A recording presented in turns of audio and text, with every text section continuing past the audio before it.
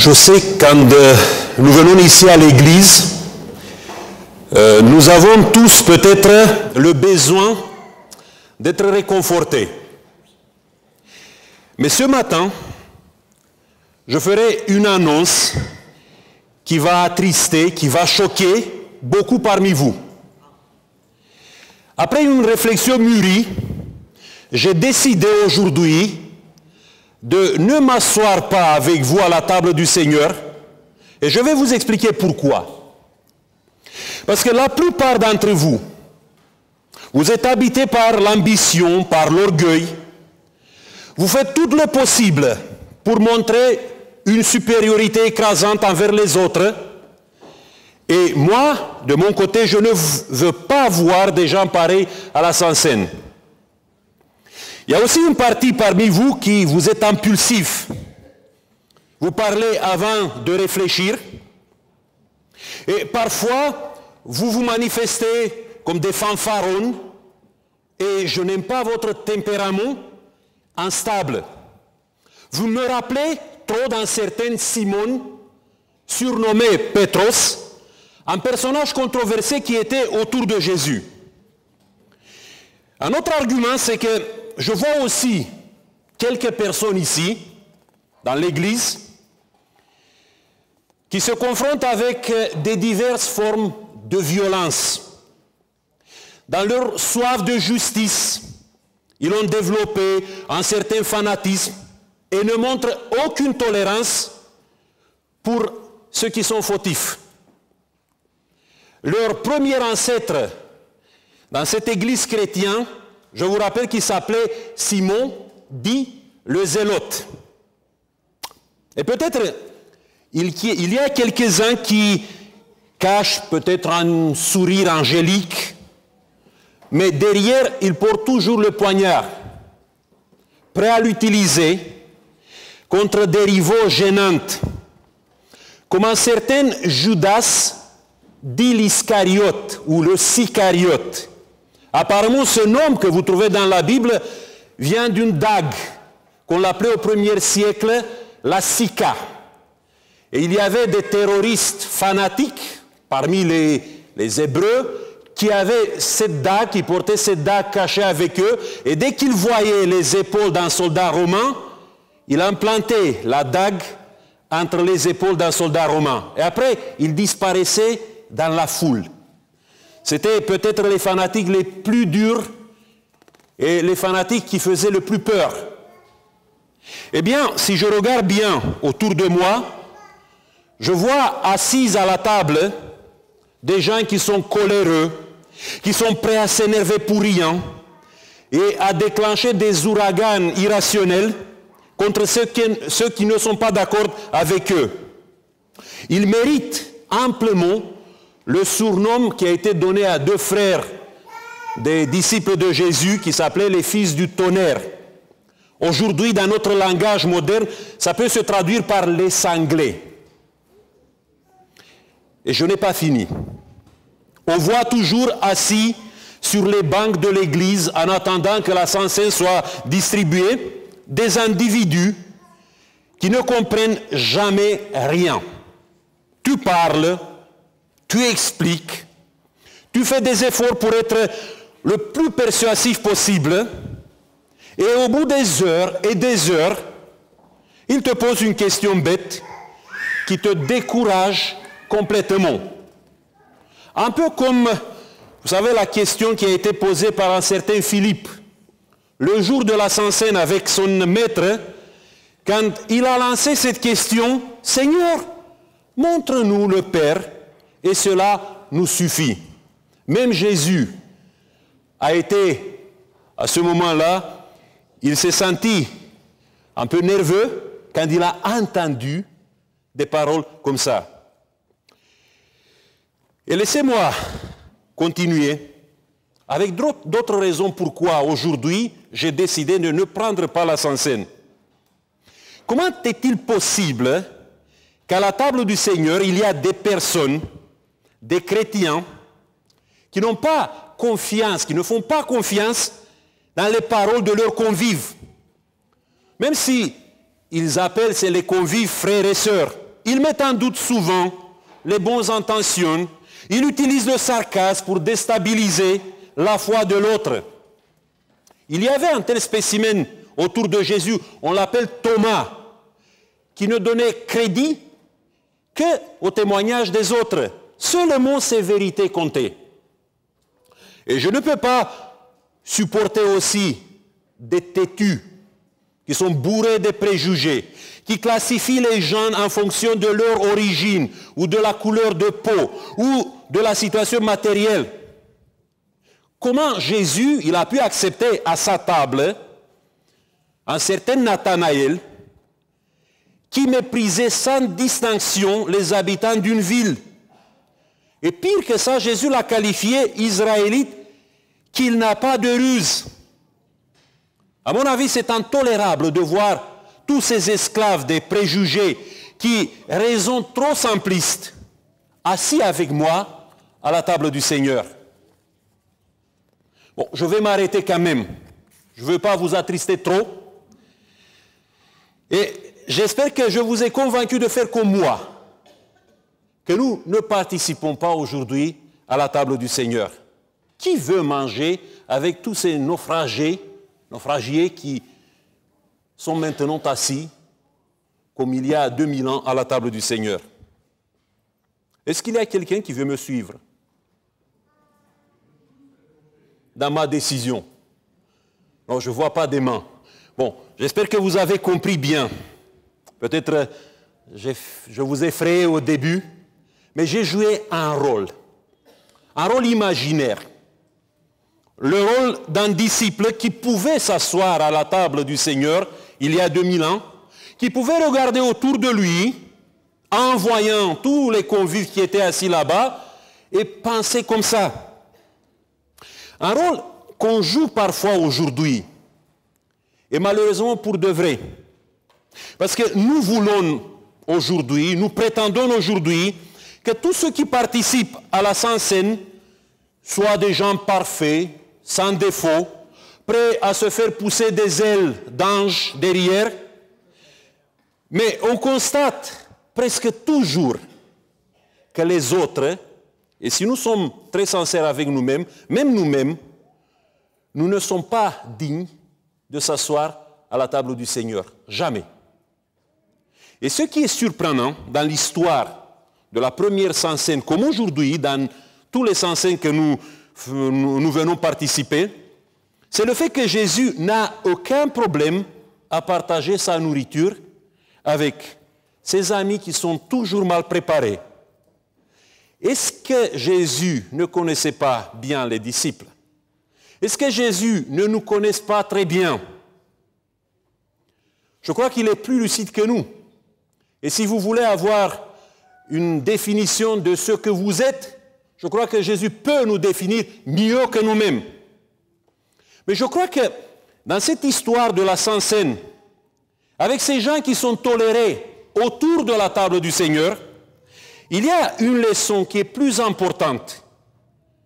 Peut-être la plus importante leçon de toutes les leçons que Jésus nous a transmises. Et c'est le fait que tu peux venir, tu peux t'asseoir à la table du Seigneur sans avoir la dignité. Mais ce n'est pas ça le problème. Comment tu viens à la table du Seigneur? Mais la question qui se pose, c'est comment tu pars d'ici?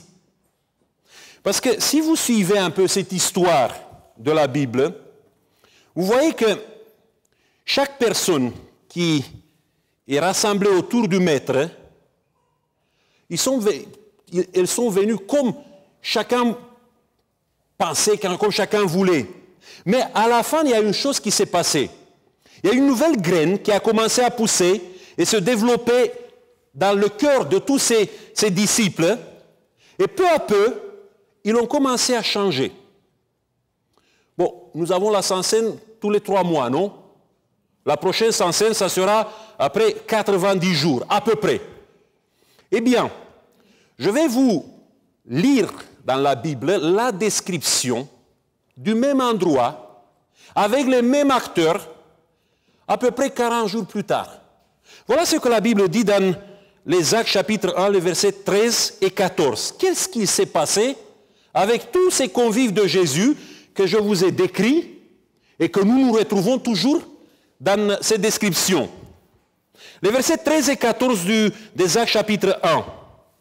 Alors, ils retournèrent, les disciples, après l'ascension de Jésus, ils retournèrent à Jérusalem, de la montagne appelée des Oliviers, qui est près de Jérusalem à la distance d'un chemin de sabbat. Et quand ils furent arrivés, ils montèrent dans la chambre haute où ils se tenaient d'ordinaire. Et c'était qui?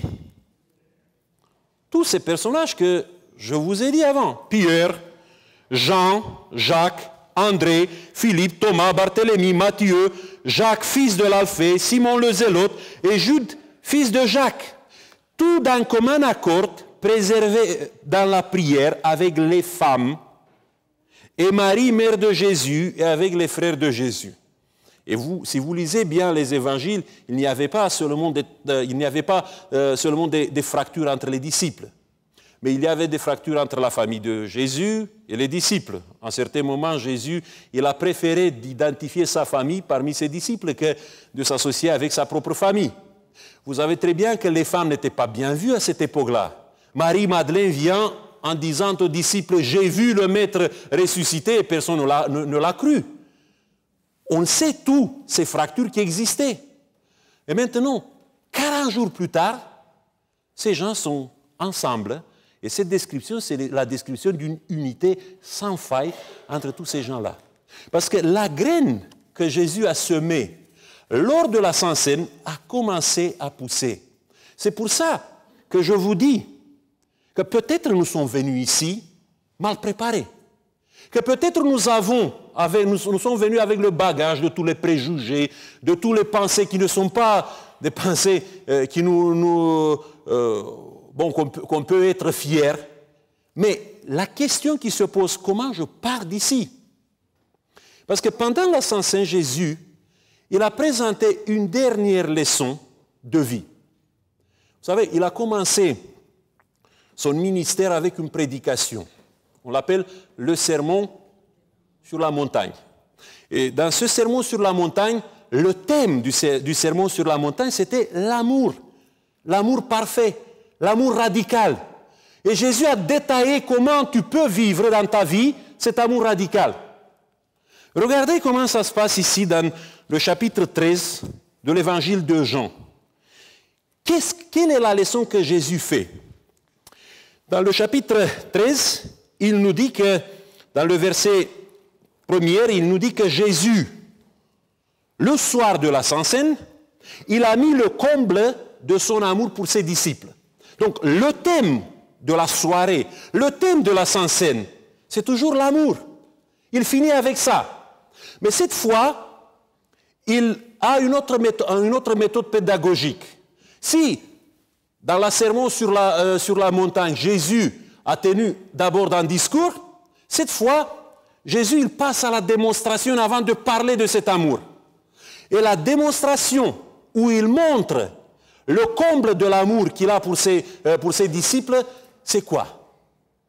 Il prend, le texte nous dit, il se leva de la table, ôta ses vêtements et prit un linge dont il se ceignit. Et on assiste à cet acte qu'on appelle le lavement des pieds. On a toujours l'impression que c'était comme ça que la Pâque se passait chez les Juifs. Pas du tout. Les Juifs lavaient seulement les mains pendant la Pâque. C'était inhabituel de voir quelqu'un qui se lève de la table et il lave les pieds des autres. Mais Jésus, il a fait ça avec un objectif, en le montrant jusqu'où Dieu, il est capable de s'abaisser. Nous pensons parfois que la croix, le sacrifice de Jésus, nous montre le comble de son amour. C'est vrai, sur la croix, il y avait ce sacrifice terrible que Jésus a fait pour nous. Mais avant ça, il y a ce déclassement que Jésus supporte et il montre à ses disciples. Et ce déclassement, c'est le déclassement de Jésus qui devient un esclave. L'apôtre Paul, dans Philippiens chapitre 2, nous dit que Jésus il a pris la forme d'un serviteur ou d'un esclave. Et ça, c'est le moment où Jésus montre à ses disciples jusqu'où Dieu peut aller dans son amour pour eux et pour l'humanité. La croix, c'était la conséquence de ce déclassement. Et je m'imagine l'apôtre Pierre avec les yeux écarquillés qui voit ça. Il dit, bon, c'est insupportable. Ce n'est pas possible que Jésus supporte un tel déclassement. Mais finalement, il accepte. Après ce geste que Jésus fait, après cette démonstration de l'amour qu'il fait en tant que Dieu, il parle, il tient sa prédication.